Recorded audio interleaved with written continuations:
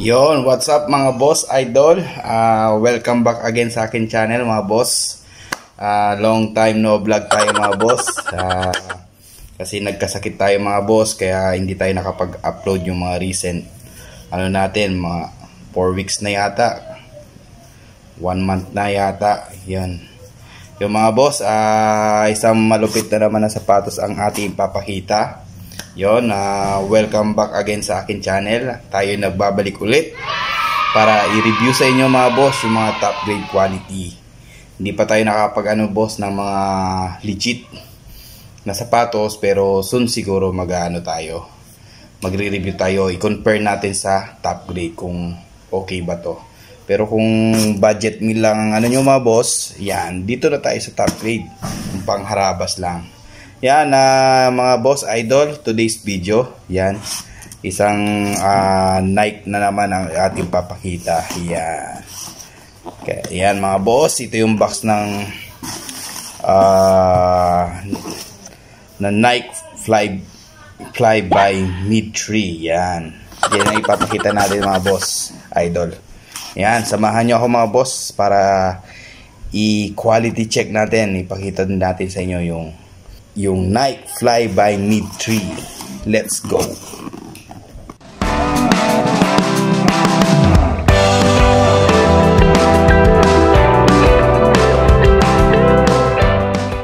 So, yan ang mga boss idol. Yan, wag na natin patagalin to. Nga pala, ito yung box ng Fly by Mid 3. Yan, parang mga yung mga ng mga Nike natin. Yan. Orange siya, yan. Ito yung ng Nike. Yan, pakita na natin. Yan, buksan na natin mga boss. Yun no, yan mga boss. Ito yung papakita natin ngayon na colorway ng Nike Fly by Mid 3. Yan, ang ganda nito. Maraming colorway na yung Fly by Mid 3 mga boss. Yan. Pero ito nakakuha tayong ganitong colorway. Napakaangas ng color na to. Yan. Violet siya mga boss. Purple. With the combination ng yan. Yung green. Aqua green. Yan. Labas na natin mga boss. Yan no. Nga pala mga boss. Yan. Yan. Ito yung nasa loob niya. Plain lang naman. Wrapper lang sa loob niya. Yan. Yan. Then ito importante yung mga boss, yung sapatos. Yung nagsasabi sa kanila mga boss, yung sabi nila yung ito daw parang legit na rin. Pero I think pa rin to, replica pa rin. May pagkakaiba pa rin sa cushioning nito. Iba pa rin yung legit talaga. Pero yung kung titingnan mo sa appearance mga boss, idol, kung meron kayong ganito, parang parehong pareho na yung sa legit nito. Yan. Yan mga boss, pakita na natin tong colorway na to, yung details nito ng sapatos na to. Yan mga boss. Yan mga boss. Yan, XDR na pala siya mga boss. Yan.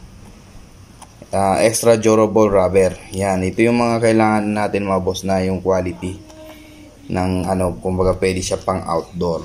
Yan. Ito yung niya, material niya yung ginamit mga boss. Yan no. Ito yung material niya. Yan ito. Yan mga boss. Then meron siyang dito lining na green. Then yung lace niya round lace lang. Then yung sa tang niya mga boss ganito. Ayan, pakita natin yung tang. Ganito naman yung sa tang niya. Meron siyang ganito yung material niya. Yan.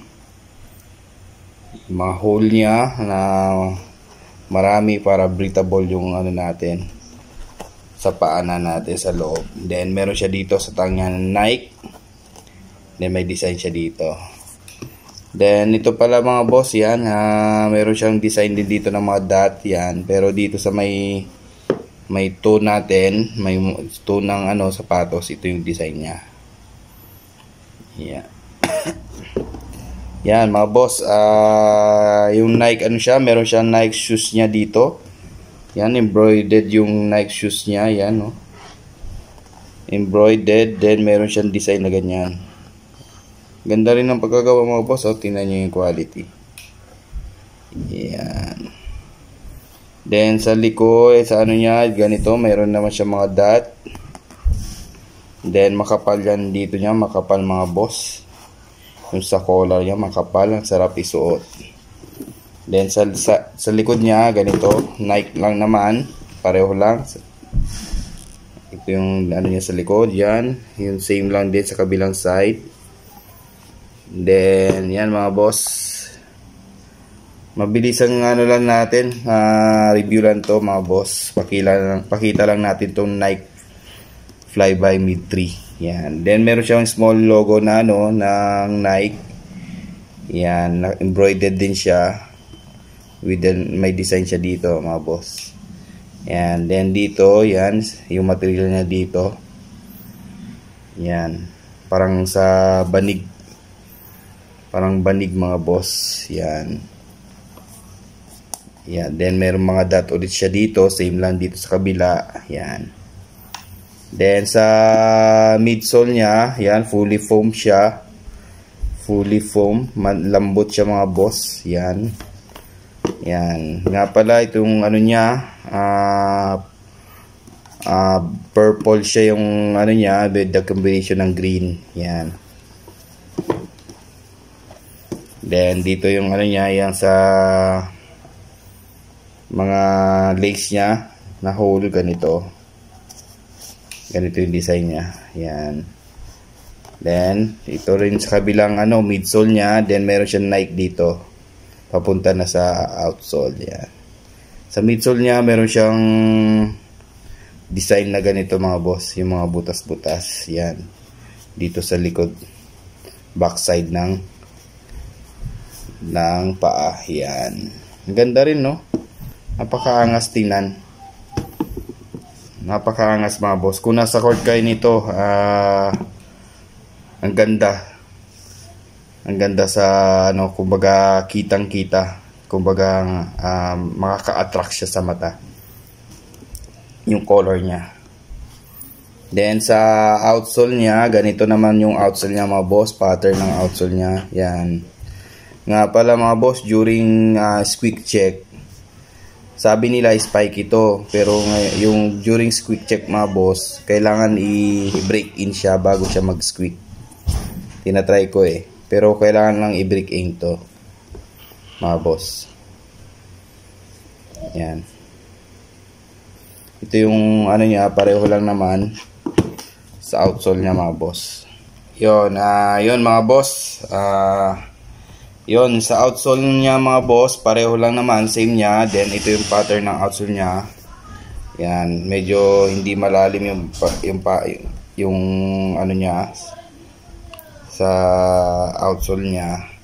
Then yun nga, kailangan talaga i-break in mga boss yung outsole niya para mag-spike. Pero yung during ano naman, check ko, makapit talaga, makapit.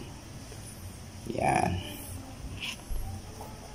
Then also mga boss, sa loob pala, yan, insole naman tayo. Yan, makapal yung sa ano niya, ay medyo tama lang yung sa tang niya. Then sa dito niya sa side niya makapal. Yan. Ang sarap siya isuot mga boss kasi kumbaga may pagka high cut na siya. Boss, yung pad niya ito sa loob, manipis lang. Then ito naman yung pinakaloob niya mga boss, yung insole niya. Yan mga boss, ito yung ano niya, sa loob niya insole yan. Ganyan lang yung insole niya pero tahi na yung mga boss. Then yung tiketa niya mga boss, ito yan. Oh. Tiketa niya made in Vietnam. Yan. Made in Vietnam mga boss, ang tiketa niya. Yan. Yan mga boss. Then yung ano niya mga boss, idol, yung weight niya, magaan siya. Then yung fittings niya, true to size siya sa paa. True to size 10 kasi ako mga boss pagdating sa basketball. Size 10. Yan. True to size siya. May allowance pa naman kung gusto nyo makapal yung medyas. Okay. Sakto pa siya. Yan mga boss. Then sa price, ang price nito mga boss, nag-range pa to ng mga 1.5 to 1.8. Then minsan umaabot pa ng 2,000 depende sa mga color. Then syempre sa mga retail price nito. Yan. Yon mga boss, idol.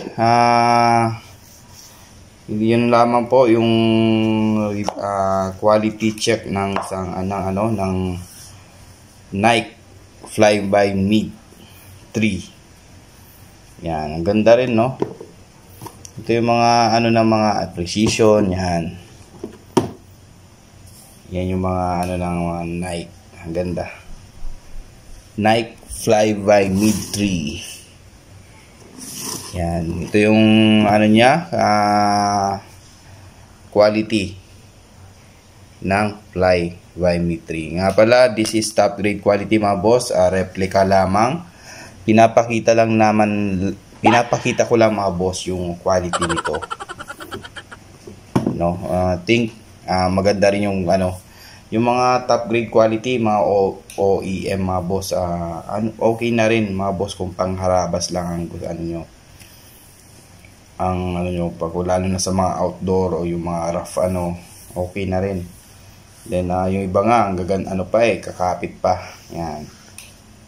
Yan, pwede rin itong mga pang forma kung pang pasok-pasok. Yun. Yun lamang po mga boss. Idol, maraming salamat sa patuloy na pagsuporta sa aking channel. Ngayon na lang ulit tayo nakapag-vlog. And hope sunod-sunod pa po at marami pa tayong ipapakita sa inyo. In-next natin mga boss yung mga latest ngayon. May GT Cup 3 na latest. Yun, in-next po natin yun para makita lang ninyo yung quality nung sapatos. Yun, maraming salamat po. Magandang gabi. Bye-bye.